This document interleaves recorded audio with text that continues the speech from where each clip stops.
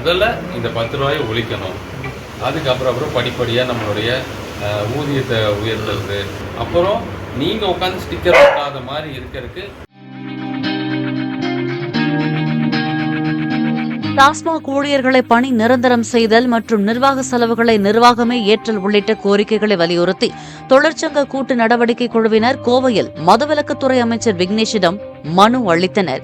கோரிக்கைகளை கேட்டறிந்த அமைச்சர் இவற்றை முதலமைச்சரின் கவனத்திற்கு கொண்டு சென்று 1 மாதத்திற்குள் உரிய தீர்வு காண நடவடிக்கை எடுப்பதாக உறுதியளித்தார். முதல்ல இந்த 10 ரூபாயை ஒழிக்கணும்.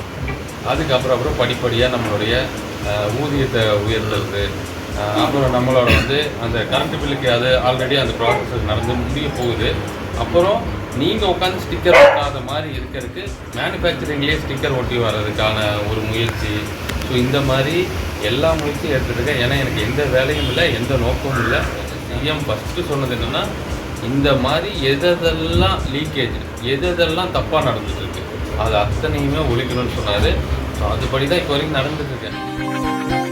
பிளே ஸ்டோர் மற்றும் ஆப் ஸ்டோரில் இருந்து பாலிமர் செயலியை QR கோடு மூலம் பதிவிறக்கம் செய்யுங்கள். செய்திகளை உடனுக்குடன் பெறுங்கள்.